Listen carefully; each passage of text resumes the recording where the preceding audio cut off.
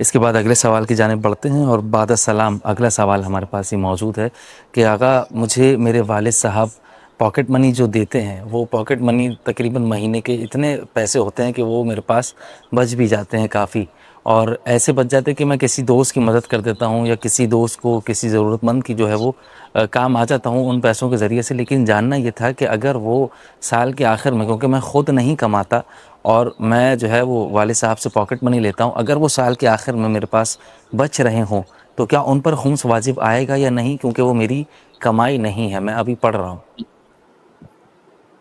دیکھیں جی، یہ اس pocket money کو ہم ہدیہ کہہ سکتے ہیں۔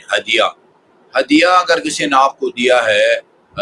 یہ تو چلو پیسہ ہے نا، ایسی کوئی چیز آپ کو دی ہے، کسی نے موبائل آپ کو دی ہے، گھڑی آپ کو دی ہے، یا مثلا وہ سوٹ کا کپڑا آپ کو کسی نے دیا ہے، یہ ہدیہ۔ یہ ہدیہ اگر سال پر وہ پڑا رہے اور اس کو آپ استعمال نہ کریں، آیا اس میں خمس واجب ہے یا نہیں ہے، اس میں اختلاف ہے۔ آیت اللہ سیستانی حفظہ اللہ آپ فرماتے ہیں اگر آپ کسی نے ہدیہ دیا ہے اور وہ جو ہے نا وہ سال بھر پڑا رہے یا آپ کی خمس کی ڈیٹ تک وہ بچے تو آپ نے اس میں دینا ہے۔ اور جبکہ رہبر معظم آیت اللہ خامنائی وہ فرماتے ہیں کہ جو ہدیہ ہے اس میں جو ہے نا خمس نہیں ہے۔ تو میرا خیال میں یہ جو پاکٹ منی ہے، چونکہ آپ کی آمدنی نہیں، آپ نے اس کو کمایا نہیں ہے، یہ ہبہ ہے، ہدیہ ہے، تو اگر بچ جائے تو سیستانی کے نزدیک ہے، اور اگر رہبر کے نزدیک ہدیہ میں جو ہے نا وہ خمس نہیں ہے۔ جی آغا صاحب، بہت بہت شکریہ۔ اگلا سوال ہمارے پاس طلاق کے حوالے سے ہے، اور بعد السلام پوچھنے والے نے یہ پوچھا ہے کہ آغا صاحب میں اپنے طلاق کے صیغے خود جاری کرنا چاہتا ہوں، اور عربی زبان میں جو صیغے بیان کیے جاتے ہیں وہ میں نے انٹرنیٹ سے معلوم کیے ہیں، اور میں نے ان کو سیکھا ہے، پڑھنا سیکھا ہے، اور میں وہ صیغے جاری کرنا چاہتا ہوں، اور میں اپنی زوجہ کو طلاق دینا چاہتا ہوں خود صیغے جاری کر کے۔ تو آغا صاحب کیا طریقہ کار ہوگا، اور کیا پروسیجر ہوتا ہے، باقاعدہ کیا اہتمام ہوتا ہے طلاق دینے کے لیے؟ تو دو عادل گواہوں کی شرط ہے، وہ کس طرح سے پوری کی جائے، اور کیا کیا شرائط کا خیال رکھا جائے؟ یا یہ واجب ہے یا ضروری ہے کہ ہم کسی عالم دین کو ہی بیچ میں انوالو کریں، اور پھر وہ آ کر جو ہے عالم دین پیسے بھی لیتے ہیں، اور دوسرا یہ کہ وہ پھر طلاق دینے پر، کیونکہ ہم دونوں راضی ہیں طلاق کے لیے، اور وہ مولانا آ کر ہم دونوں میں صلح اور صفائی کروانے کی کوشش کرتے ہیں جو ہم نہیں چاہتے، تو اس کی وضاحت فرمائیے گا۔ جی دیکھیں جی، طلاق جو ہے وہ صرف صیغے رٹ لینے سے جو ہے نا وہ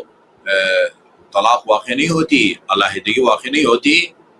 طلاق کے صیغے جاری کرنے والے کو یہ طلاق کے جو صیغے یا الفاظ ان کا مطلب بھی آتا ہو۔ مثلا اس میں یہ ہے کہ وہ انتی طالق مثلا ہے، بیوی سے مخاطب ہو کے کہتا انتی طالق، یعنی الفاظ یہ ہے انتی طالق، اس کو معلوم ہونا چاہیے کہ انتی طالق کا مطلب کیا ہے۔ مثلا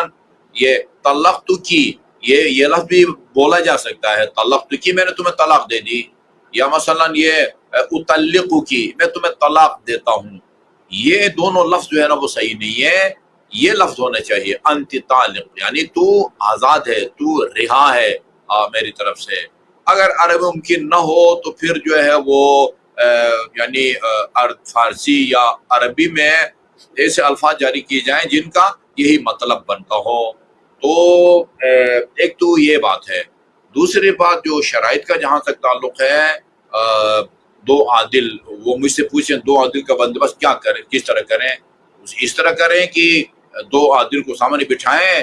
اب وہ یہ معلوم کرنا کہ کون عادل ہے کون عادل نہیں۔ میں یہاں اسلام آباد کے اسٹوڈیو میں بیٹھ کے تو نہیں بتا سکتا ہوں نا، اب جدھر بھی ہے وہ فلاں فلاں عادل ہے، اس کو سامنے بٹھا کے جو ہے نا زوجت تھی مثلا طالق آپ کہیں۔ یہ آپ کی ذمہ داری ہے کہ دو ایسے افراد کو تلاش کریں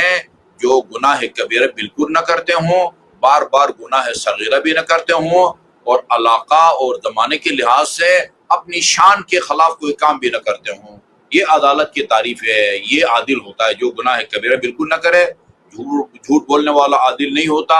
غیبت کرنے والا جو ہے نا وہ عادل نہیں ہوتا، اور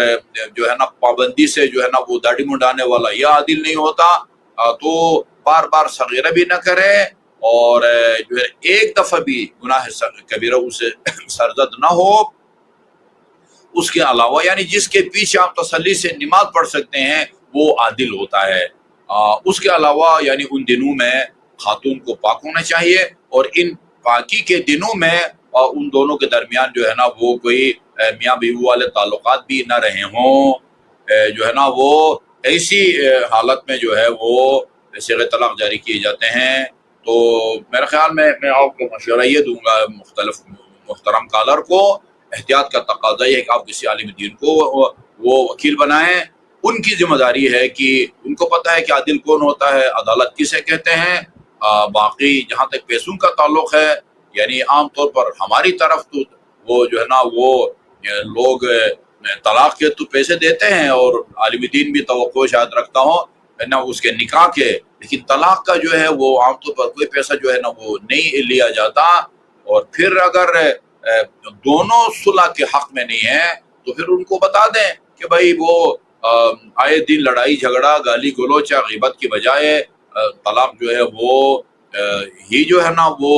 اس کا جو ہے نا مناسب اور پرامن حل ہے۔ اور ویسے بھی ہماری فقہ کتابوں میں بھی لکھا ہوا ہے طلاق ویسا تو جو ہے نا وہ اللہ تعالیٰ کے نزدیک جائز کاموں میں سب سے ناپسندیدہ عمل ہے، لیکن بعض اوقات طلاق ضروری ہو جاتی ہے،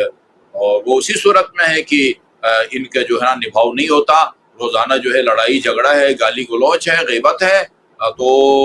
جب دونوں بسنے کے لیے تیار نہیں ہے تو پھر عالم دین کو کیا ضرورت ہے کہ خواہ جو ہے نا ان کو وہ صلح کا یہ صلح کرائیں گے، کل کو پھر جو ہے نا جھگڑا ختم وہ ہوگا۔